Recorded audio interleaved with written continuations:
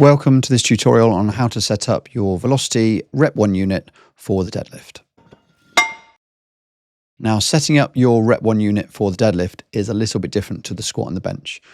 With the squat and the bench, we were concerned with the magnet possibly coming off the bar, and from that height and with that much snap in the cable, coming down and hitting the unit would have been a concern.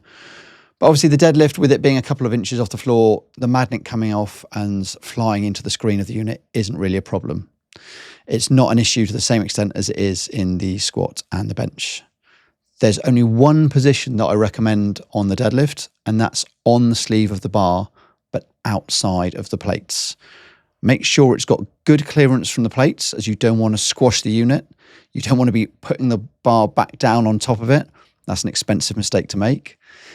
Unlike the other two lifts, the squat and the bench, there may be an advantage in using the Velcro strap here. So on the squat and the bench, I've said if you're going to put it on the sleeve, try and avoid the Velcro strap. But this time on the deadlift, you might be better off doing it. And the reason for this is that when you put the weight down back onto the floor, depending on the amount of force that you put that weight down, it might be too much for the magnet to handle. If you put every rep down under full control and it's not bouncing too much at the bottom, then the magnet is going to be absolutely fine. They're pretty secure. Nothing's going to happen.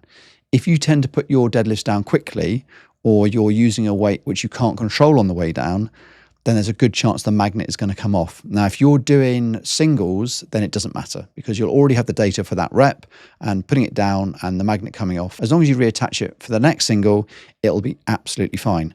But imagine if you're doing a set of 5 and it comes off after rep 1, that's going to be pretty annoying because you're going to have 4 reps there where you won't have any data for. Some people I see using the velocity sensors, not just the RepOne, the other ones on the market, they put it inside the plates or even between their feet.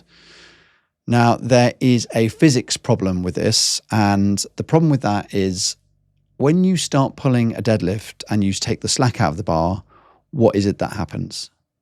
The bar starts to bend. Once you've got any sort of decent amount of weight on that bar, that bend will get larger. And sometimes the RepOne unit or the other velocity units will start counting the rep as you're taking the slack out. And if you're using really good technique and you're really taking the slack out under control, you're actually going to get a worse result on the sensor because it's going to start counting that rep from when the bar moves and not from when the bar leaves the floor. So it's going to punish you for using good form. And I've tried this with people, and when they've snatched it, it's given them a fast speed, and when they've taken the slack out, because it started registering that rep early, it's given them a slow speed. So the feedback from the unit isn't accurate as to whether that's a good rep or not. If you put the sensor attached outside the plates, then it'll only start moving upwards as the bar is leaving the floor.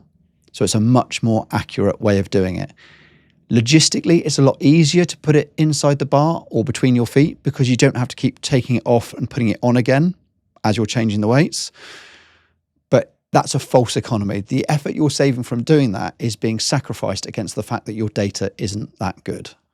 So setting up for the deadlift, the summary is, are you putting the weights down under control? If you're not, probably use the Velcro.